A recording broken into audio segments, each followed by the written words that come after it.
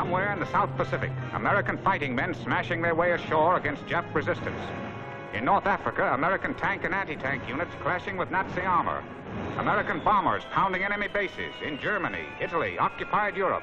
On battlefields all over the world, American soldiers fighting to determine this nation's destiny. To win final victory, more and more fighting men are needed. To train, equip, and get these men to the front is the task of the Army's Chief of Staff, General George C. Marshall. Conservation of manpower is a matter of first importance. The Women's Army Auxiliary Corps was organized to assist in meeting this need by releasing soldiers from non-combat duties. These women are to take over the jobs of soldiers behind the lines and here at home. Already they are doing this in a very fine manner. The Corps is a most important element of the Army, and I personally am intensely interested in its rapid development in strength as well as in training. Mrs. Oveta Hobby taking the oath of office as Director of the Women's Army Auxiliary Corps. The Secretary of War appointed her on May 16, 1942, to organize, train, and command a force of women to take the places of men behind the lines. A big order, already partially filled. Thousands of WAACs, trained and disciplined the Army way, are now on duty all over this country and overseas. But thousands more are needed. Women from all walks of life, sales girls, industrial workers, librarians, housewives, entertainers, office workers, executives, designers, teachers, college women, women of all races, all creeds, American women. In our pioneer days, women held the powder horn for their fighting men. Today, they are joining the WAAC.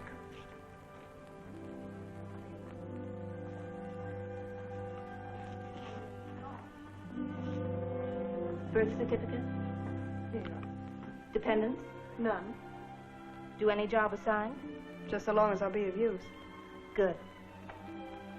Down the hall for your mental alertness test, please.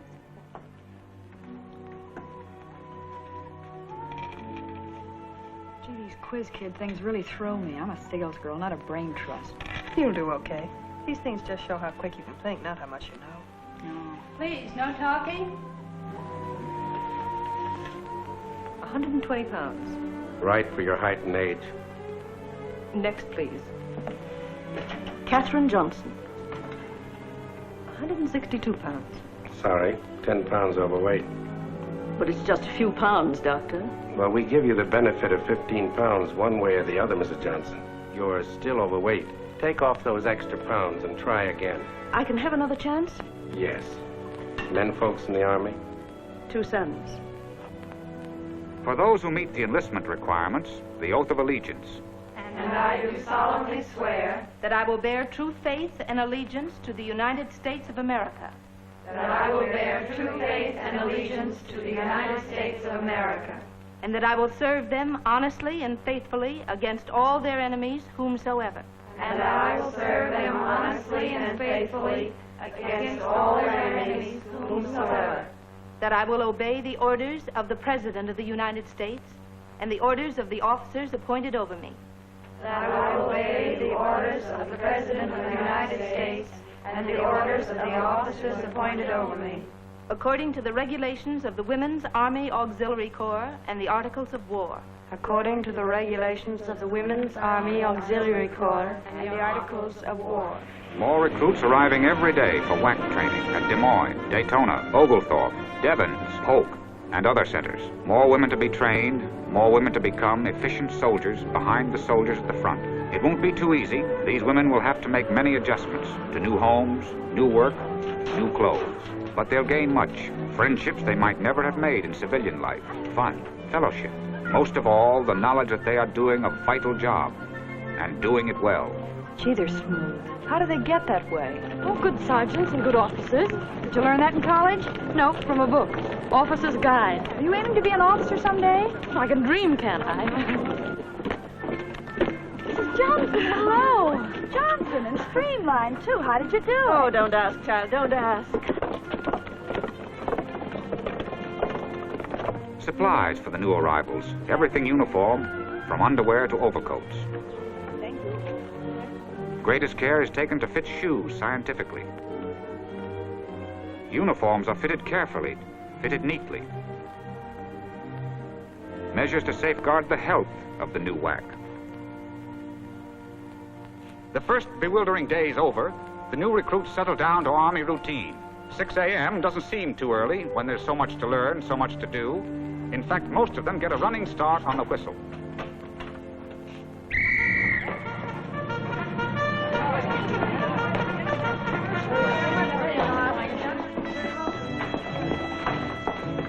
I'm all fun. Well, up and through, then down and through. I think this is it right here. It's perfect. How do you like it? Very GI. GI, what's that? Government issue. Anything according to regulation. Very Army. GI? Oh, no insignia. Oh, gee. Who's this Pallas? Pallas Athena, goddess of victory and wisdom. Victory and wisdom?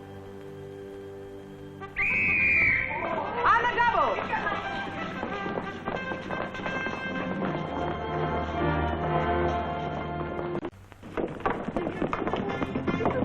Chow, Army style. Good food and plenty of it. All you do here is take tests, millions of them. Well, they have to classify you, dear. Find out what you can do best. I told him I'm a jalopy expert. I bet I'm a typist till the day I die. The things I do best are raise children and cook. Well, I think they'll let you cook. The civilians of yesterday, now WAAC auxiliaries, or privates. Still a bit awkward, but learning fast. Developing on drill areas the coordination and discipline needed in the Army. Cadence! Count! 1, 2, 3, 4. 1, 2, 3, 4. Oh, gosh. By the right flank, march! 1, halt! 1, 2. At ease. Jones, don't you know the difference between left and right? Well, my hands do, but my feet don't. Well, unfortunately, in this Army, we march on our feet. So educate yours. Yes, ma'am. And don't call me ma'am, I'm a sergeant. And you've graduated from the Girl Scouts now. The Army hand salute is given with the upper arm parallel to the ground, the forearm at a 45-degree angle. Thumb is parallel to the fingers, which are extended with the tips touching the brim of the headpiece. Very good. Save it for the officers. Attention! With practice, they improve, become trim, neat, military. But there's more to learn than snappy footwork. Training the Army way to do jobs the Army way now begins. 5 intensive weeks of basic training, including the first week of processing and orientation, instruction in military procedure, classwork, study and practice, conditioning.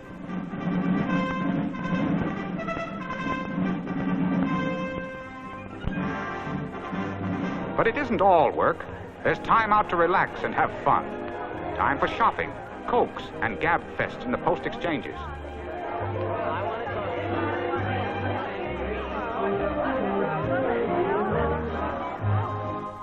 For mail from home. For get-togethers with friends and dates in the service clubs. And for visitors on Sundays when guests are welcome.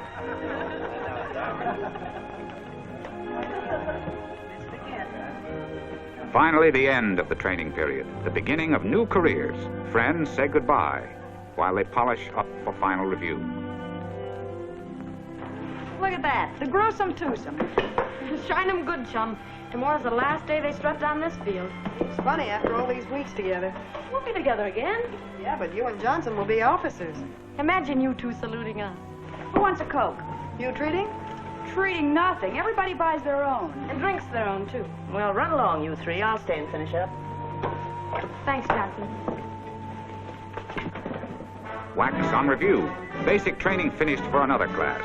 WAAC's fit, alert, proud of their corps, prepared for the next big step in their new life, ready to serve with the Army, to do the jobs the Army thinks they do best. Some to officers' training school. Commissions for those who qualify, then on to field command, or further training at the great Army schools for officers. Under Army direction, WAAC officers are responsible for the discipline, welfare, and leadership of their corps. Some auxiliaries to specialist schools where many learn entirely new trades. Administrative. Motor transport, where women have proved their ability to maintain and repair cars and trucks. They're good drivers and mechanics.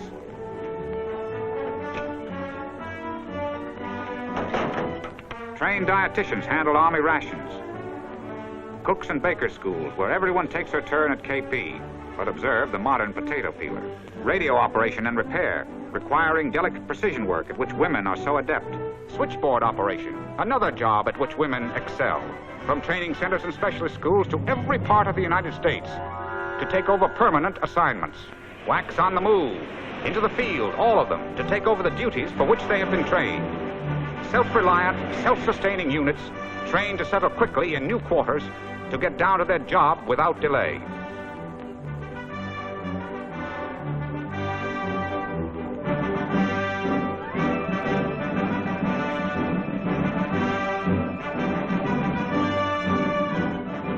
Some go overseas, anywhere the Army may want them, to take over vital jobs behind the lines.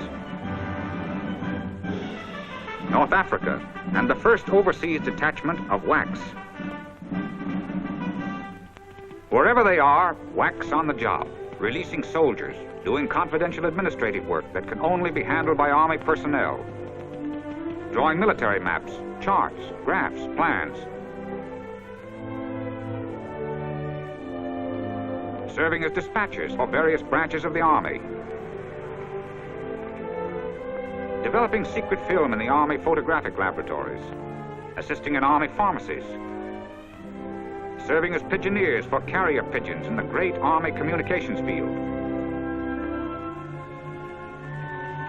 as radio operators who are highly skilled, issuing clothing in quartermaster warehouses, working in Army offices at various administrative activities, in the Army post office,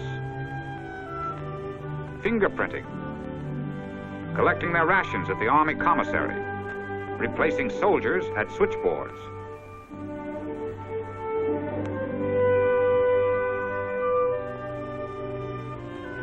In Army motor pools, in these and many other fields, taking over important jobs for the Army, through these replacements playing a vital role in winning the war.